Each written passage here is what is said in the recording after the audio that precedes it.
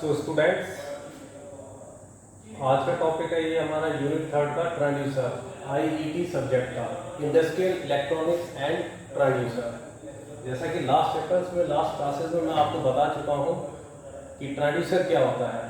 Transducer एक ऐसा device होता है जो कि नॉन इलेक्ट्रिकल सिग्नल को इलेक्ट्रिकल सिग्नल में कन्वर्ट करता है। तो इस टॉपिक में ये इस चैप्टर में हमने वही चीज़ें पढ़ी हैं कि जो नॉन इलेक्ट्रिकल सिग्नल्स हैं हमारे जो इन्वायरमेंट में, या जैसे कि साउंड को मेज़र करना है या लिक्विड लेवल को मेज़र करना है, तो इसी तरह से हमारा आज का टॉपिक है एलवीडीटी। तो एलवीडीटी में L stands for linear, V variable, D differential और टी ट्रांसफॉर्मर। तो एलवीडीटी की फुल फॉर्म है लीनियर वेरिएबल डिफरेंशियल ट्रांसफॉर्मर। ये एक प्रकार का ट्रांसड्यूसर है। ट्रांसड्यूसर जैसा कि मैं आपको बता चुका हूं कि ट्रांसड्यूसर एक ऐसा डिवाइस होता है जो कि नॉन इलेक्ट्रिकल सिग्नल को इलेक्ट्रिकल सिग्नल में कन्वर्ट करता है। थर्ड पॉइंट है लीनियर रिलेशनशिप। इसको लीनियर वेरिएबल डिफरेंशियल ट्रांसफॉर्मर क्यों कहते हैं? तो जब ये क्वेश्चन आता है तो हम समझाते हैं linear relationship in output characteristic. LVDT के जो आउटपुट कैरेक्टरिस्टिक होती है उसमें जो रिलेशनशिप होता है आउटपुट कैरेक्टरिस्टिक का वो लीनियरली होता है। किसके बीच में होता है? डिस्प्लेसमेंट और आउटपुट वोल्टेज के बीच। ये हमारा सर्किट डायग्राम है एलवीडीटी का। Circuit of LVDT measuring displacement, यानी कि डिस्प्लेसमेंट को मेजर करके हम इसके आउटपुट को माप लेंगे। तो सबसे पहले डायग्राम से तुम्हें पता चल रहा है कि एक तरह से ये ट्रांसफॉर्मर है, क्योंकि ट्रांसफॉर्मर में हमारे क्या होता है, एक प्राइमरी कॉइल होती है और एक सेकेंडरी कॉइल होती है। डिफरेंस क्या है इसमें? जो नॉर्मली हमारा ट्रांसफार्मर होता है इसमें primary coil as it is है जैसे इसमें होती है, लेकिन इसकी जो सेकेंडरी कॉइल है उसको हमने दो पार्ट में डिवाइड कर लिया है, यानी कि कॉइल ए और कॉइल बी। इसके बाद यहां पर हमारा डिफरेंशियल आउटपुट प्राप्त होगा। तो प्राइमरी कॉइल जो है हमारी पी प्राइमरी कॉइल पर हमने इनपुट एसी सप्लाई को लगा दिया है, कनेक्ट कर दिया है, और प्राइमरी कॉइल और सेकेंडरी कॉइल के बीच में हमने एक सॉफ्ट आयरन कोर यानी कि एक मुलायम लोहे की छड़ को प्लेस कर दिया है, बीच में डाल दिया है, जिसका हम मूवमेंट कर सकते हैं लीनियरली, जो कि डिस्प्लेसमेंट करती है। इसको हम अंदर की तरफ और बाहर की तरफ यानी कि आउटसाइड और इनसाइड जो है मूव करा सकते हैं। तो सबसे पहले क्या होगा, जैसे कि हम ट्रांसफार्मर में जानते हैं कि प्राइमरी कॉइल पर हम जब इनपुट एसी सप्लाई देते हैं तो प्राइमरी कॉइल और सेकेंडरी कॉइल के बीच में म्यूचुअल इंडक्शन की वजह से सेकेंडरी कॉइल पर हमें वोल्टेज प्राप्त हो जाता है। तो उसी तरह से जब इस एलवीडीटी सर्किट में हम जब input AC supply VI input जब देते हैं तो सॉफ्ट आयरन कोर हमारे इसके बीच में प्लेस है। दोनों कॉइल के बीच में क्या होगा? म्यूचुअल इंडक्शन होगा। म्यूचुअल इंडक्शन की वजह से क्या होगा? हमें आउटपुट वोल्टेज मिलेगा, यानी कि ए कॉइल के अक्रॉस हमें मिलेगा V01 और बी कॉइल के अक्रॉस मिलेगा V0 आउटपुट। ये जो V01 है, सबसे पहले ए और बी जो कॉइल है ये दोनों के दोनों आपस में अपोजिट फेज में कनेक्ट है। अपोजिट फेज में कैसे कनेक्ट है? देखिए, ये प्लस माइनस और प्लस माइनस, यानी कि ये दोनों क्या है? Opposite phase. अब इसमें कुछ कंडीशंस बनती हैं। सिंपली अगर देखा जाए तो ये जो आयरन कोर है हमारी, ये जो लोहे की छड़ है, इसमें तीन कंडीशन बन सकती है। पहली कंडीशन कि इस छड़ को हम बाहर की तरफ मूव करा सकते हैं। अगर सपोज ये जो हमारा मार्कर है, ये अगर ये छड़ है, ये दोनों सेकेंडरी कॉइल्स के और प्राइमरी कॉइल के बीच में, तो इसको मैं आउटसाइड यानी ऊपर की तरफ मूव कर सकता हूं और इनसाइड मूव कर सकता हूं। दो तरह के मूवमेंट इसमें पॉसिबल है।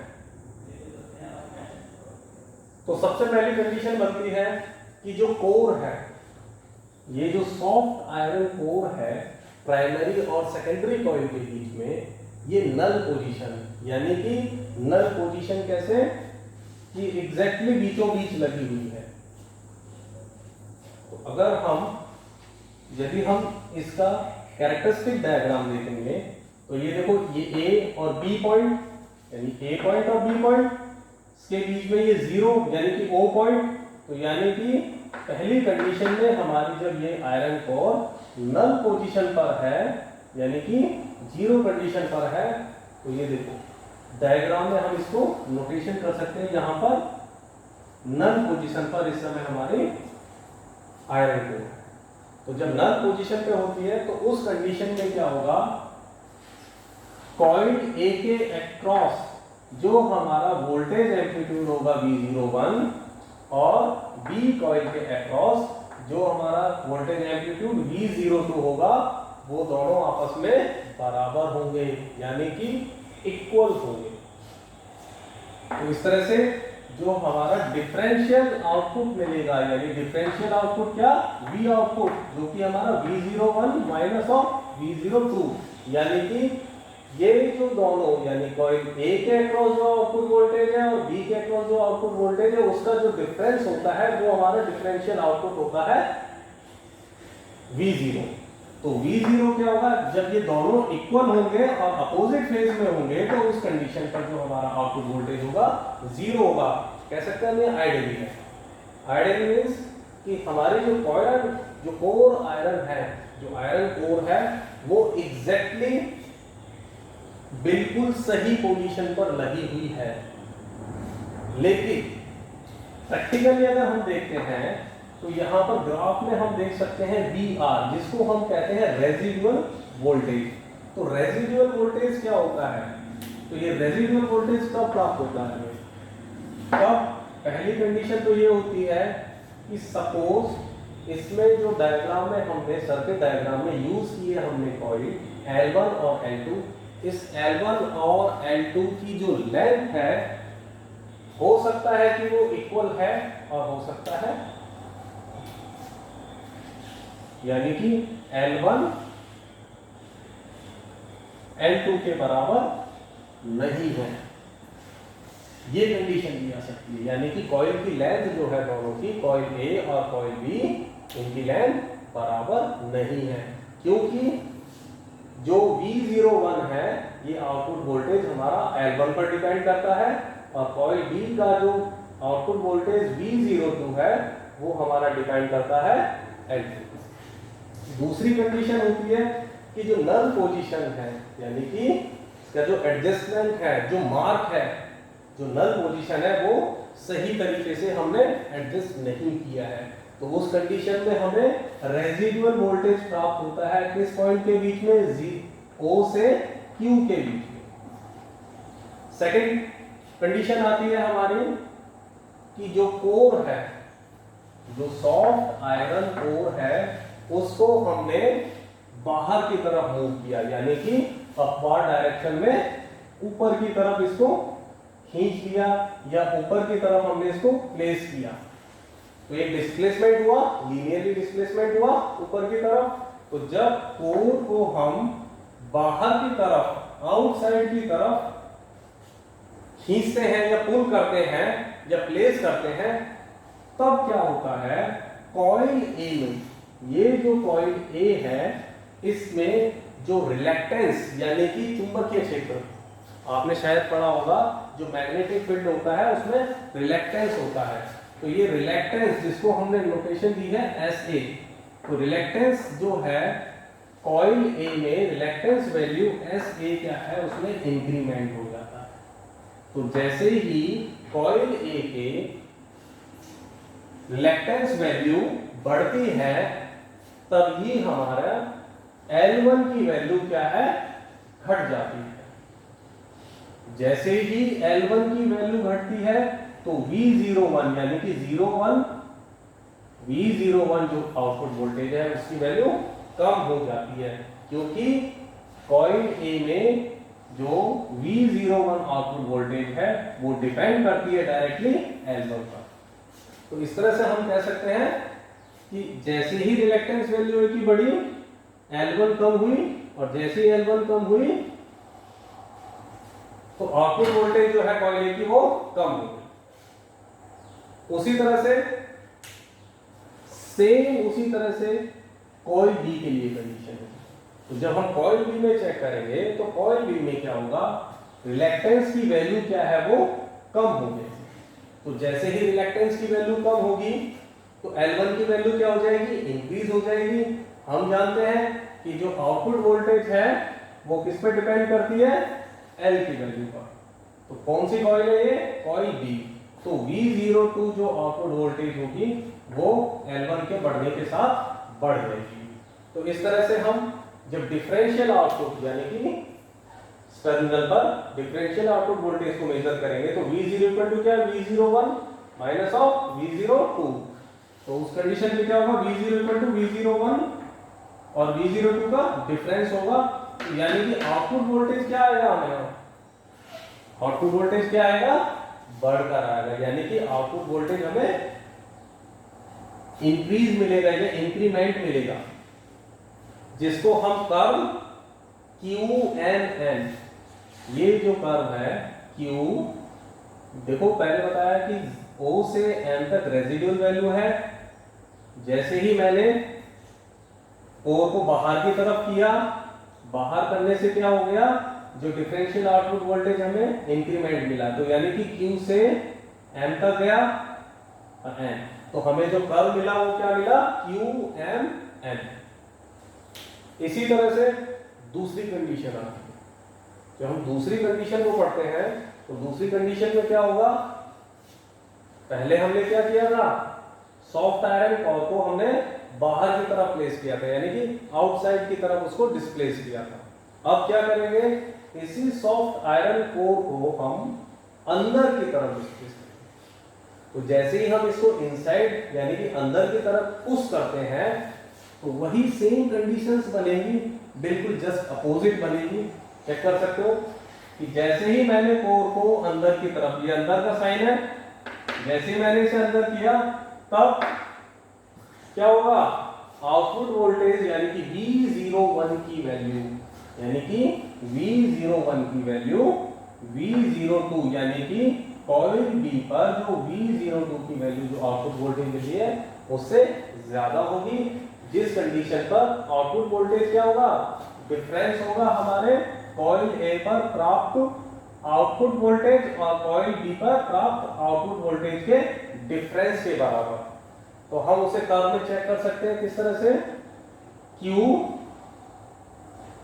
तो ये हमारा बन जाएगा M, ये Q S T, तो ये कर्व हमें मिल गया Q S T। तीसरी कंडीशन आती है, तीसरी कंडीशन है कि अगर यदि जो सॉफ्ट आयरन कोर है वो एग्जैक्टली नल पोजीशन पर एडजस्ट है, यानी कि कह सकते हैं कि परफेक्टली या आइडियली हमारी नल पोजीशन, यानी कि यहां पर एग्जैक्टली प्लेस्ड है। तो उस कंडीशन में जो हमें कर्व मिलता है, उस कंडीशन में जो डिफरेंशियल आउटपुट वोल्टेज का कर्व मिलेगा हमें, वो मिलेगा M, Q और S। तो पूरे डायग्राम में जो आउटपुट रिजल्ट आया है LVDT का, लीनियर वेरिएबल डिफरेंशियल ट्रांसफार्मर का जो आउटपुट आया है, तो हम कह सकते हैं कि जो इसमें जो डिफरेंशियल आउटपुट वोल्टेज है वो डायरेक्टली डिपेंड कर रहा है या डायरेक्टली प्रोपोर्शनल है किसके, डिस्प्लेसमेंट। क्यों, क्योंकि जैसे ही मैं इस सॉफ्ट आयरन कोर को डिस्प्लेस करता हूं यानी कि मूव करता हूं अपसाइड या इनसाइड, तो अपसाइड या इनसाइड यानी कि अंदर की तरफ और बाहर की तरफ मूव करने पर जो आउटपुट वोल्टेज है उस आउटपुट वोल्टेज में डायरेक्टली डिफरेंस आ रहा है, यानी कि इसके मूवमेंट से जो डिफरेंशियल आउटपुट वोल्टेज है वो घट रहा है और बढ़ रहा है। दोनों कंडीशंस में हमने चेकआउट कर लिया है।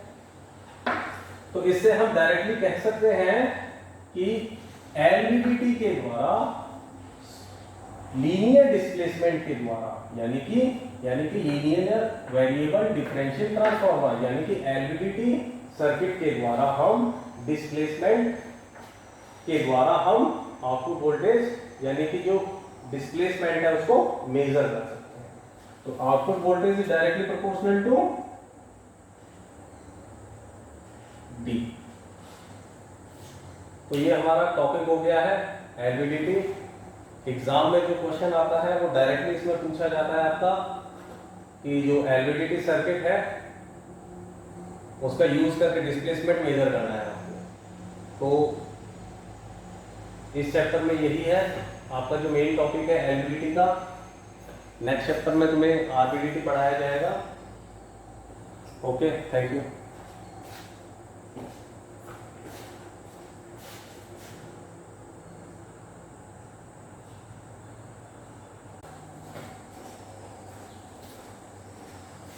तो स्टूडेंट्स आज का टॉपिक है ये आरवीडीटी, रोटेटरी वेरिएबल डिफरेंशियल ट्रांसफार्मर।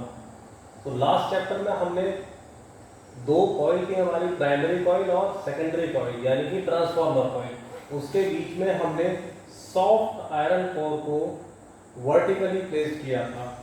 लेकिन आरवीडीटी में हम जस्ट उसका उल्टा, जो सॉफ्ट आयरन कोर है उसको हॉरिजॉन्टली प्लेस करते हैं दोनों प्राइमरी और सेकेंडरी कोर के बीच में, और उसे एक शाफ्ट से कनेक्ट कर देते हैं। शाफ्ट से कनेक्ट क्यों किया गया है? शाफ्ट से कनेक्ट होने की वजह से इस सॉफ्ट आयरन कोर को हम रोटेट करा सकते हैं, यानी कि सर्कुलरी या एंगुलरी पोजीशन में इसको रोटेट करा सकते हैं। तो इसका जो बेसिक फंक्शन है अगर देखा जाए तो एलवीडीटी की तरह ही सेम होता है, बस अंतर यही है कि एलवीडीटी में जो सॉफ्ट आयरन कोर थी उसको वर्टिकली अपवर्ड और डाउनवर्ड डायरेक्शन में यानी कि ऊपर की तरफ और नीचे की तरफ प्लेस किया जा रहा था, मूवमेंट किया जा रहा था। इसमें शाफ्ट की मदद से इसको रोटेट किया जाए। तो ये सर्किट डायग्राम जो है हमारा वो है RVDT for measurement of angular displacement, यानी कि आरवीडीटी के लिए एंगुलर डिस्प्लेसमेंट को मेजर कैसे किया जाए। तो वही कंडीशंस होती हैं। सबसे पहली कंडीशन है कि जो कोर है वो नल पोजीशन पे लगा हुआ है, कोर नल पोजीशन। तो जब हमारा ये कोर शाफ्ट के द्वारा जो कनेक्ट है ये नल पोजीशन पे कनेक्ट होता है, तो उस कंडीशन पर जो डिफरेंशियल आउटपुट वोल्टेज यानी कि V आउटपुट इक्वल टू होता है हमारा difference between the both two voltage, यानी कि ये हमारी कोर A हो सकती है और ये कोर B हो सकती है। तो इन दोनों वोल्टेज एम्पलीट्यूड के डिफरेंस जो होता है वो हमारा आउटपुट डिफरेंशियल वोल्टेज होता है। अब एंगुलर डिस्प्लेसमेंट की जो नोटेशन है वो फाई होती है, यानी कि एंगुलर डिस्प्लेसमेंट फाई होने पर V आउटपुट प्राप्त होता है। तो इसलिए हम कह सकते हैं कि V आउटपुट जो डायरेक्टली प्रोपोर्शनल है किसके? Angular displacement. तो फाइनली हम कह सकते हैं कि V आउटपुट को नापकर हम, यानी कि जो आउटपुट वोल्टेज है इस आउटपुट डिफरेंशियल वोल्टेज को मापकर हम एंगुलर डिस्प्लेसमेंट को माप सकते हैं। तो ये वर्किंग जो है ये फंक्शन है हमारा किसका? आरवीडीटी, यानी रोटेटरी वेरिएबल डिफरेंशियल ट्रांसफार्मर। तो लास्ट में इसमें हमेशा याद रखना कि जो आउटपुट वोल्टेज है वो डायरेक्टली प्रोपोर्शनल होता है हमारा angular displacement. Now next topic LVDT का ही है, उसमें हमने डिस्प्लेसमेंट मेजरमेंट किया था। इस टॉपिक में हम एलवीडीटी के द्वारा फोर्स मेजरमेंट करेंगे, यानी कि force measurement by LVDT, linear variable differential transformer. ये इसका सर्किट डायग्राम है। इसमें क्या है? एक हमारी प्राइमरी कॉइल है P1, ये सेकेंडरी कॉइल है हमारी। उसी तरह से लास्ट जो चैप्टर था, जो लास्ट टॉपिक था, उसमें जिस तरह से बनाया गया था वही उसी तरह से ही इसमें एक सॉफ्ट आयरन कोर जो है उसको प्लेस किया गया है। बस डिफरेंस क्या है ये जो सॉफ्ट आयरन कोर को जो प्लेस किया गया है उसके डिस्प्लेसमेंट यानी कि जो टॉप का जो पॉइंट है उस पर हमने एक इलास्टिक डायफ्राम लगाया है। इलास्टिक डायफ्राम लगा करके इस पर हम फोर्स लगाते हैं। तो हम फोर्स भी लगा सकते हैं, फोर्स और प्रेशर दोनों कह सकते हैं, हम दोनों चीजें मेजर कर सकते हैं। अब इलास्टिक डायफ्राम क्यों लगाया गया है? इलास्टिक डायफ्राम इसलिए लगाया गया है कि जब भी हम इस सॉफ्ट आयरन कोर पर फोर्स लगाते हैं तो इस सॉफ्ट आयरन कोर पर फोर्स जो है वो बराबर लगनी चाहिए, यानी कि ये जो फोर्स है वो डायरेक्टली प्रोपोर्शनल होती है हमारे किसके, इलास्टिक डायफ्राम के। यानी कि इस तरह से ये मेरा ये सपोज ये सॉफ्ट आयरन कोर है, ये इसके ऊपर मैंने ये इलास्टिक डायफ्राम लगा दिया। अब इसके ऊपर जब मैं फोर्स लगाऊंगा तो ये इक्वली फोर्स लगेगी, जिससे जो ये जो सॉफ्ट आयरन कोर है ये स्मूथली और ये बराबर फोर्स के द्वारा ये अंदर की तरफ मूव करेगा। तो इसके बारे में डिस्कस करेंगे हम। जो प्लास्टिक डायफ्राम को एलवीडीटी की कोर के साथ अटैच कर दिया जाता है, तो जैसे कि आप देख रहे हो जो एलवीडीटी की सॉफ्ट आयरन कोर है उसको प्लास्टिक इलास्टिक डायफ्राम के साथ कनेक्ट कर दिया गया है या जोड़ दिया गया है। अब फोर्स के कारण यानी कि जो फोर्स हम इस पे लगा रहे हैं उस फोर्स के कारण डायफ्राम में चेंज होगा। अगर मैं इस फोर्स को लगाऊंगा तो ये जो डायफ्राम है इसमें चेंज होगा, और इसमें चेंज होने के कारण जो कोर की पोजीशन में उसी प्रकार के चेंज होने चाहिए। उसी प्रकार के चेंज कैसे कि displacement is directly proportional to F, यानी कि फोर्स लगाने पर जो मूवमेंट हो रहा है, जो डिस्प्लेसमेंट हो रहा है कोर में, वो हमेशा डायरेक्टली यानी कि फोर्स के समानुपात होना चाहिए, जिससे कि फिर जो आउटपुट वोल्टेज यानी कि डिफरेंशियल आउटपुट जो वोल्टेज मिलेगा, तो डिफरेंशियल आउटपुट वोल्टेज क्या है हमारा, वो डिफरेंस होता है L1 और L2 कॉइल, जो कि लास्ट जो टॉपिक था उसमें मैं बता चुका हूँ आपको। दोनों वोल्टेज का डिफरेंस जो होता है वो डिफरेंशियल आउटपुट वोल्टेज होता है। तो इस तरह से जो आउटपुट वोल्टेज होगा वो किसके डायरेक्टली प्रोपोर्शनल किसके है, डिस्प्लेसमेंट के। एलवीडीटी में हम पढ़ चुके हैं पहले, और क्योंकि हम जानते हैं कि डिस्प्लेसमेंट किसके डायरेक्टली प्रोपोर्शनल है, फोर्स के, तो देखा जाए तो V आउटपुट यानी कि आउटपुट वोल्टेज डायरेक्टली प्रोपोर्शनल है किसके, डिस्प्लेसमेंट के, जबकि डिस्प्लेसमेंट किसके प्रोपोर्शनल है, डायरेक्शनली समानुपात है फोर्स के। तो इस तरह से हम क्या कह सकते हैं कि V आउटपुट यानी कि आउटपुट डिफरेंशियल वोल्टेज को प्राप्त करके हम फोर्स की वैल्यू को ज्ञात कर सकते हैं या फोर्स को मेजर कर सकते हैं। तो इस तरह से हम कह सकते हैं कि एलवीडीटी में क्या होता है, D को सेंस करता है। जो एलवीडीटी है वो D यानी कि डिस्प्लेसमेंट को सेंस करता है, और आउटपुट वोल्टेज को ज्ञात करके हम फोर्स को ज्ञात करते हैं। तो जितने भी जो लास्ट में मैंने एलवीडीटी समझाया है और ये जो अभी आरवीडीटी आपको समझाया है या फोर्स मेजरमेंट आपको समझाया है, सपोज आप यहाँ प्रेशर को भी मेजर कर सकते हो। सभी के रिलेशन में आप एक चीज याद रखना कि जो आउटपुट वोल्टेज के द्वारा ही हम मेजर करते हैं, चाहे तो आप लास्ट टॉपिक में देख लीजिए या इन दोनों टॉपिक्स में देख लीजिए, हम डिफरेंशियल वोल्टेज में जो डिफरेंस आता है उसी डिफरेंशियल वोल्टेज के डिफरेंस से हम डिस्प्लेसमेंट को मेजर करते हैं। तो ये हमारे हाथ के दोनों जो टॉपिक हैं ये आरवीडीटी और फोर्स मेजरमेंट बाय आरवीडीटी कंप्लीट हो गए हैं। बाकी आपको नेक्स्ट टॉपिक जो है वो नेक्स्ट क्लास में पढ़ेंगे।